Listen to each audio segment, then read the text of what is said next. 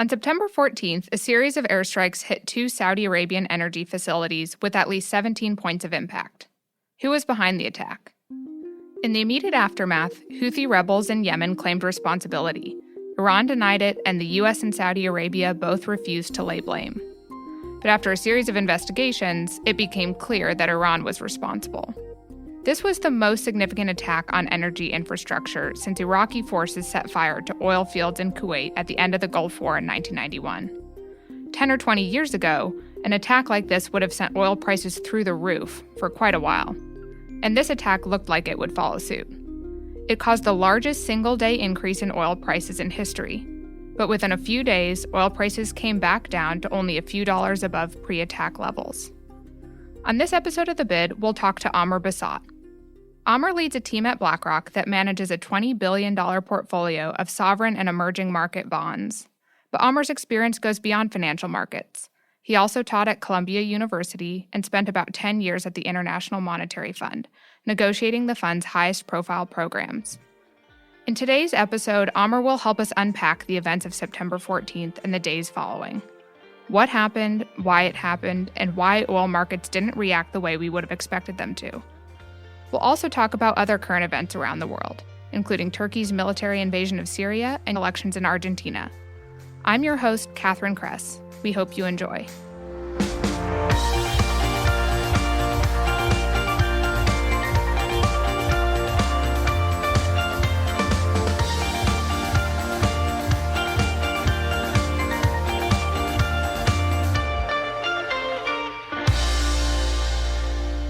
Amer, thank you so much for joining us today.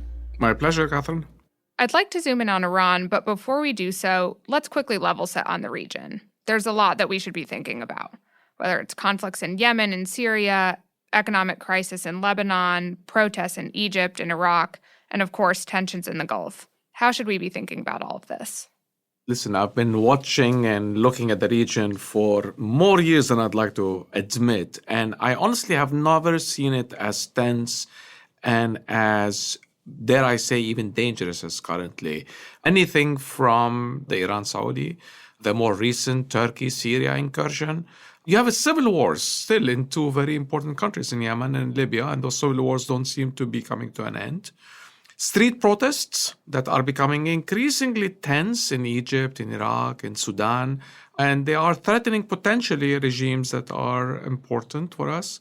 We have economic crisis looming in Lebanon and Jordan. A potential implosion is not out of the question in either of these two countries. And finally, importantly as well, you have this perpetual Arab-Israeli conflict that, even though it's simmering right now, could, God forbid, potentially trigger a more violent turn in places like Gaza or even southern Lebanon.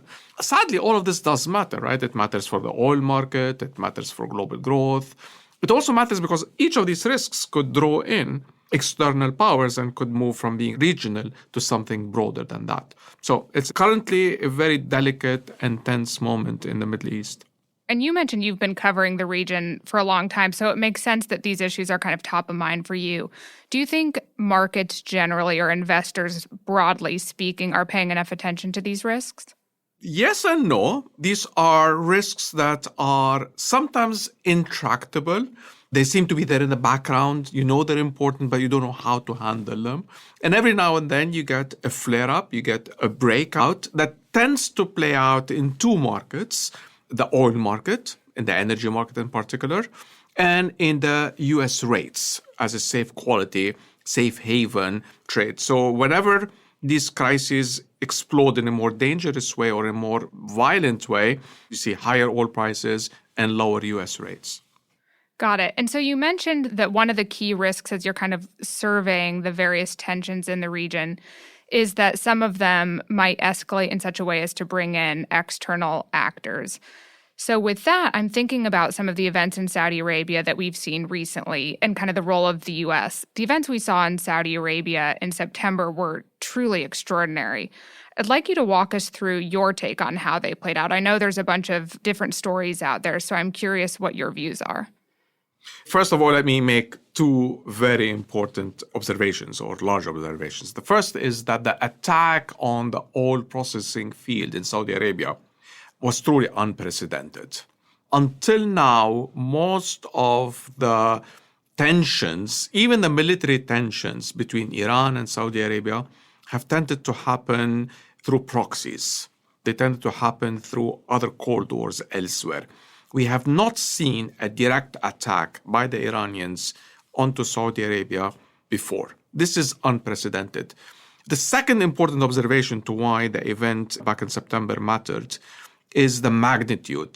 In one fell swoop, 10% of the oil production of the world disappeared. We never thought that something of the sort could happen, that the magnitude of the shock could be as large. For these two reasons, we started paying significant attention to that event. So this event was unprecedented. However, it did follow what seemed to be a summer of escalating hostilities by Iran in the Persian Gulf region. Iranian aggression over the last few months has been largely focused on disrupting shipping, reducing compliance with the nuclear deal. What is driving this escalation of hostilities or kind of increased Iranian aggression in the region? That's a great question. The reality is I'm going to be slightly long-winded here, if you don't mind, right? We need to understand the background to this. The first point is that the tension between Iran, and I'm going to call it the Sunni alliance, led by Saudi Arabia, but the Sunni alliance more broadly, is really not new. This is decades old. Some people would go as far as say that this is a centuries-old tension, right? This is a long-term regional struggle for dominance and influence, right? Second observation is that there was a fleeting moment there during the Obama administration in which we thought that tension was going to recede as a result of the signing of the nuclear deal between the US and Iran. We thought that maybe there's a rapprochement, some sort of a détente between the West and Iran. The removal or the withdrawal from the Iran deal by President Trump reawakened that tension one more time, right? The third observation is that, and as you pointed out, this tension didn't come out only with the attack on the Saudi oil production, right? It's been going on for a year now through a bunch of proxy wars. We saw them in the Yemen war. We saw it in Iraq. We saw it on the taking over of a number of oil tankers in the Persian Gulf. So this is something that has been brewing that eventually led to that explosion or that attack on the Saudi production facility. And finally, we have to keep in mind that the US in the last 2 years had been pursuing this so-called maximum pressure campaign on the Iranians by introducing extremely tough and onerous sanctions, arguably putting the Iranians in a corner and providing them with no exit ramp. So what you end up here, to sum up, you have a historical tension that got reawakened by the withdrawal from the nuclear agreement that has been festering through all these proxy wars and eventually was exacerbated by these extreme sanctions that pushed the Iranians into a corner and forced them into, or arguably incentivized them to do something dramatic along the lines of the attack on the Saudi oil facilities. So the background matters to understand what's going to happen in the future. Right, and you can almost pinpoint the exact moment earlier this spring at which point it seemed like hostilities really started increasing, and that was with the refusal to extend the sanction waivers on Iranian oil exports. So it almost seemed kind of like a, we'll take your exports because you took our oil exports, that kind of tit-for-tat maximum pressure campaign. Absolutely, and a sort of variation on the same theme. There was a political decision that seemed to have been taken by the Iranian regime that there's a need to escalate the tension and create a painful consequence on the other side in order to maybe incentivize the US and Saudi Arabia to reduce the sanctions. So there was a, dare I say, they took from the playbook of the North Koreans in that they felt that if they can push hard enough, they could maybe release the pressure on them. And the question is, will they succeed? Time will tell. And on that point, what was really interesting to me is the response after the attack, or rather lack thereof a response by the U.S. and Saudi Arabia. Given the significance of the attack, you mentioned it was unprecedented, of an incredible magnitude. And I'm not an expert in this, but I would have expected some form of retaliation by the two nations, namely U.S. and Saudi Arabia. But that didn't really happen. Do you have a sense of what's going on there? There are a number of factors that I think played into why the reaction by the Saudis and by the Americans ended up being less severe than we thought, right? The first is from the US side. Let's not forget that the policy of disengaging from military presence in the region is a position that President Trump has taken from day one. This is not new. this should not be surprising us whatsoever that he wants to avoid military conflict. He's always said that. Also, there are domestic political issues in the U.S. itself where there are distractions. Clearly, the impeachment effort, the election calendar, this is a distraction that is hard to ignore. From the Iranian side, the Iranians have been quite good at knowing where to draw the line. The absence of a human casualty, and particularly among American personnel, is clearly a choice. So they're pushing as far as they can, but they're not pushing to the point where it makes it inevitable to get an aggressive reaction. So from both sides, the incentive seems to be that neither side wants to go into a military escalation that becomes violent. The Americans, for ideological and domestic reasons, and the Iranians, because clearly they're worried. I mean, the military superiority of the U.S. is so clear that they really would prefer not to have a war. So the incentives for pushing it just far enough, but not too far, seems to be the modus operandi currently. That makes sense. And so speaking of things not really responding the way that we would have expected them to, oil markets also had a relatively muted reaction, I noticed. We saw prices spike in the first day, but that was a relatively short-lived response. How do we make sense of this? 3 reasons, right? And they're all equally important. The first reason is structurally, the oil market has undergone a radical revolution in the last 10 years. And that revolution is the introduction of shale oil in the U.S. Just to give some numbers, right? Oil production in the U.S. has gone up from 5 million barrels a day to 12.5 million barrels a day in less than 10 years. The U.S. has moved from needing more than 10 million barrels a day in imports to currently no more than 3 million barrels a day. We're not at self-sufficient yet, but we've become very close to self-sufficient. The oil market is significantly easier than it used to be because of the introduction of U.S. oil. We're not going to be able to see the kind of explosively higher oil prices with that kind of new supply. Reason number one. Reason number two is that demand for oil is very weak, right? We've gone through, and this is independent of what happened in Saudi Arabia, we've gone through a significant slowdown in global growth in the last year. Global growth has downshifted by more than 1.5% in the last year and a half. And it's very much driven by the manufacturing sector. And that's probably because of the trade tensions between the US and China. But demand is weak. And when demand is weak globally, oil demand is weak as well. So the attack on Saudi Arabia was happening at a time when US production was very high and when demand for oil was low. But then there's a third reason, which is quite important. And to their credit, Aramco, the Saudi oil company, was extremely aggressive in bringing back production and brought back production much faster than most people had thought. Within few weeks, production is back to normality. So that was also a surprise. So weak demand, large supply, and quick recovery of oil production explains why the muted reaction in oil prices. So is there, I guess, given those factors at play, is there something that could happen, or what would it take to cause a more sustained reaction in the oil market, whether it be in the Middle East or elsewhere? The first thing, obviously, you need the most important. You need the markets to become tight again, right? You need inventories to start being drawn down. And the way you do that is mainly through if demand picks up. So if global growth recovers, and there is a question mark on whether growth will recover in the next few months now that the trade tension may have de-escalated, then that could make the oil market more vulnerable to the next shock. The second thing that could lead to a bigger shock than the one that we saw is if the attack obviously was larger and the ability of Aramco to bring back production ends up being less than the previous time. So what would take an outsized reaction would be an environment of strong demand and a larger than expected oil supply shock. So we've been talking about oil primarily because oil prices historically have been sensitive to tensions in the Gulf.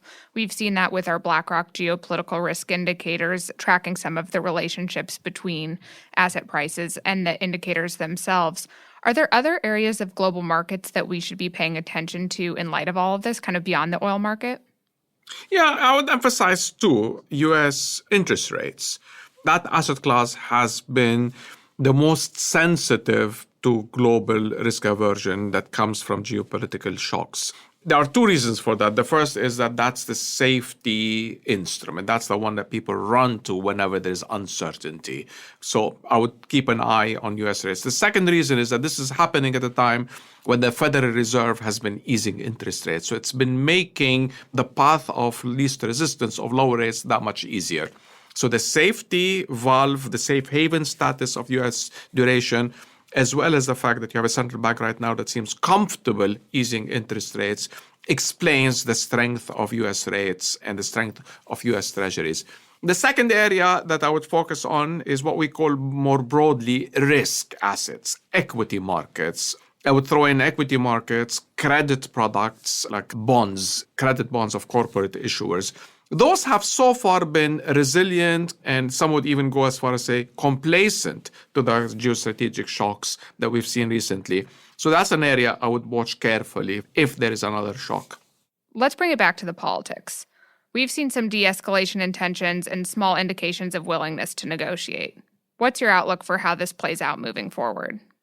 You have to believe that the baseline right now is of the status quo continuing, which is tensions that are high, but neither escalating to a point of violence, nor easing to the point of a ceasefire. The baseline right now is we stay where we are for the next year, presumably until the US elections goes through. That seems to be the calendar moment that people are looking at. What are the scenarios around that baseline? There is the negative scenario, where those tensions, there's an accident, there's a mistake, there's something that is unexpected, and we move from a Cold War to a hot war. Probabilities are low, but one should not fade that as a risk whatsoever. And it could take a number of forms. It could take, God forbid, casualties, actual human casualties, an unprecedented attack that has impact that is not easily recoverable.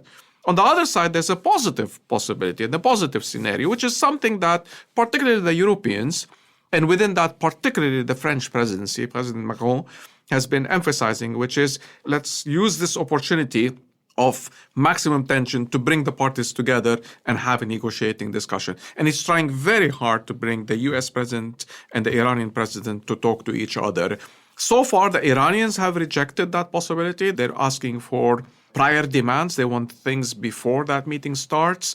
The Americans seem more open to the idea, but that is something that we know that the Europeans are working very hard on. My sense is that that's also a low probability, but it's not something that we should dismiss as a possibility. Two follow-up questions, I guess, related to each of those scenarios you laid out. In the first one, you mentioned that tensions kind of continue simmering. In that case, is there a risk that markets could potentially become too complacent? In response, if they just think of this as business as usual, tensions continue simmering in the Gulf, and then perhaps underappreciate or are underprepared for a potential accident? Very much so, and that's more of a portfolio management or investing thought here. And we spend a lot of our time thinking about this, where when we feel that the risk that is in the market is below our own perception of the risk, we always look for cheap hedges. We always look for assets that we think are inappropriately priced for what we think is the probability of risk emerging. So let me give an idea. There are moments in which the price of oil in the forward markets become too low for our own perception of where the risks are, and we end up selling that forward. So there are ways in which you try to assess the market's perception of the risk versus our own views on that risk, and we try to find asymmetric hedges. On the second scenario you laid out, the potential return to negotiations, earlier in the conversation you talked about how these tensions have kind of a long-running, deep-seated backdrop, that the tensions that we're seeing in the region have been underway and have been building for some time. So even if we see a return to negotiations, do you actually see these issues as going away, or do you think that they're likely to stay with us for some time? The bar for a permanent peace in the region is very, very high. Let's start with that. And it's for all the reasons that we've been talking about, not least of which is how historically deep they are, right? So thinking slightly away from the Iran-West tension, the Arab-Israeli conflict. I mean, how many times has there been attempts at trying to solve that problem, and it just never seems to work? The bar is very, very high. However, never say never, right? Let's not forget that Iran used to be an ally of the West until 1979. It was the closest ally of the West until 1979. It was at the core of the Western alliance in the region. It's an anomaly that they haven't been. Now, clearly there are reasons for it, not least of which is the Islamic Revolution in 79. But could we go back to a world in which Iran gets closer and gets brought back into the fold in a way that the Obama administration clearly was foreseeing as part of the nuclear agreement? Long story short, the bar is very high. I'm not that optimistic, but it's happened in the past. Why can't it happen again? Amer, in your role as a portfolio manager, you cover a variety of other markets around the world. Staying in the neighborhood of the Middle East, let's start with Turkey. What's your view on what's going on there?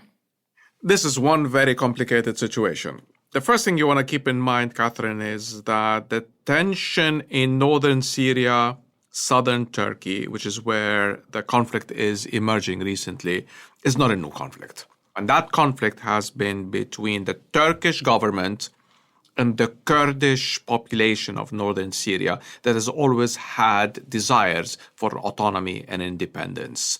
That war had been ongoing for decades, often very violent in nature.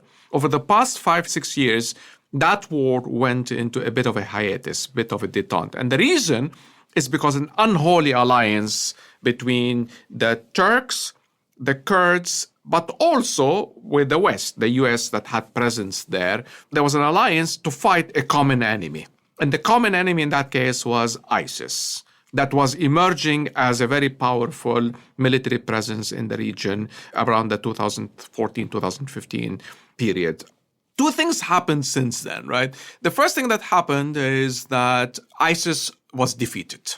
So the need for the alliance became less important. The second thing that changed as well is that President Trump, as part of the strategy of disengaging from the region and removing the US military forces in the region, opened up a vacuum that allowed the Turks to come back and re-engage in their fights with the Kurds. A, they didn't need them anymore, and B, now that the US has withdrawn, they felt a vacuum has opened.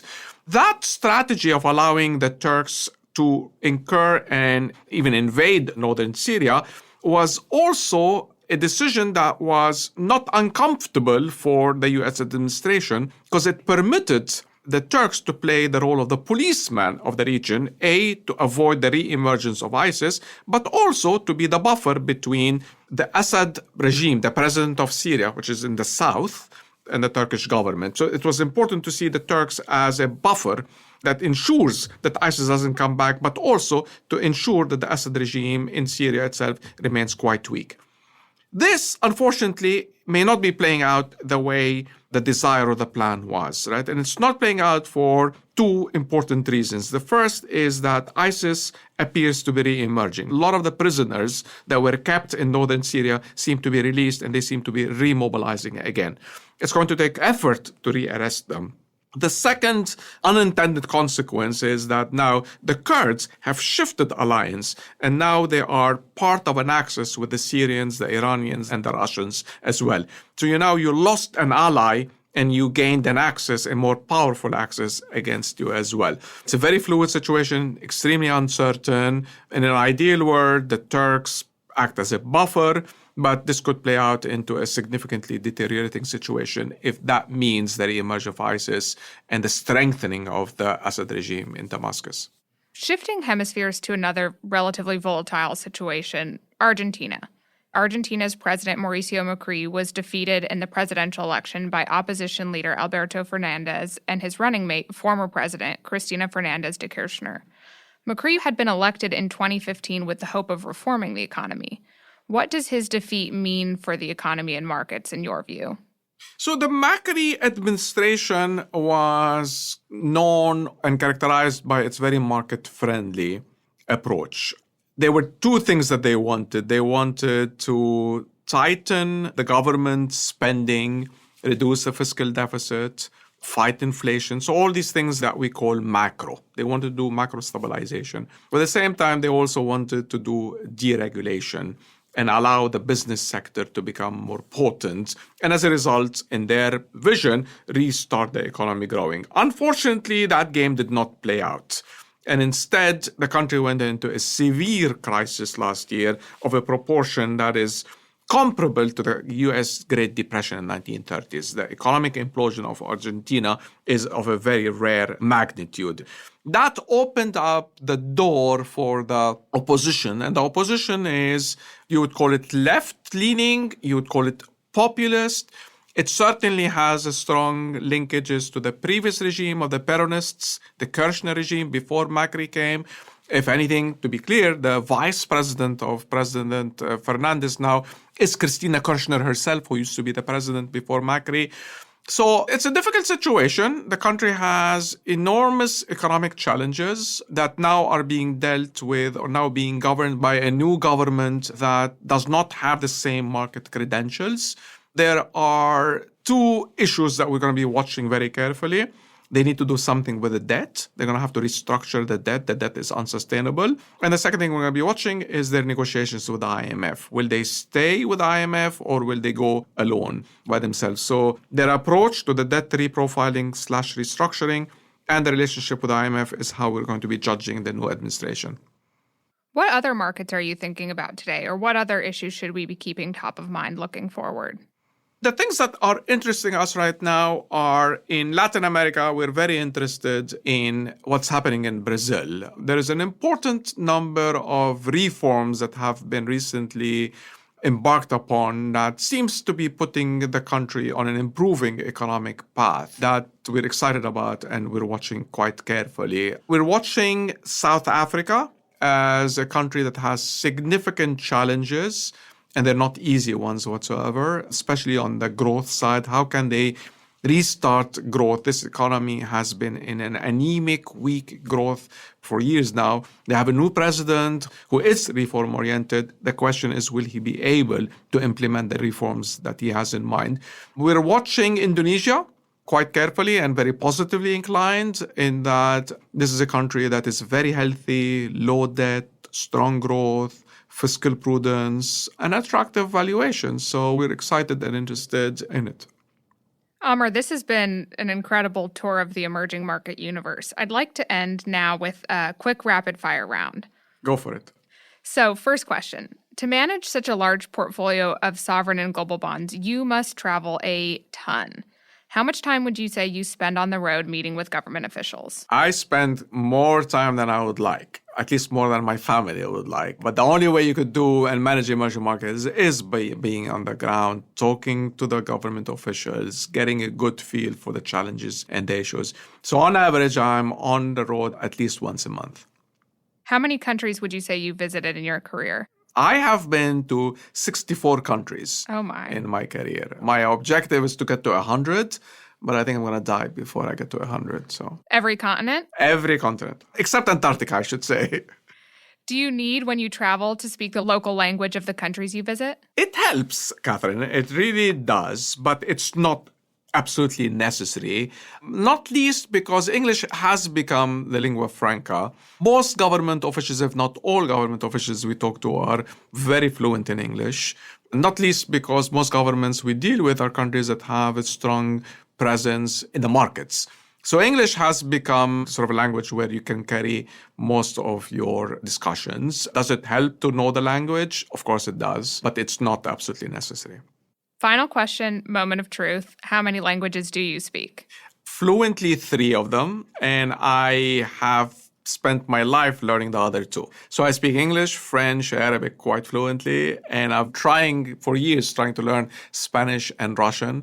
Unfortunately, not that successfully. I can handle them, but that's not my fluency. However, and that's important, the team that manages the money that we manage speaks 14 languages. So we have enough people to speak 14 different languages. Wow. That's far more than I can claim. Amer, thank you so much for joining us today. It was a pleasure having you. Completely mine. Thank you very much, Catherine, for the opportunity.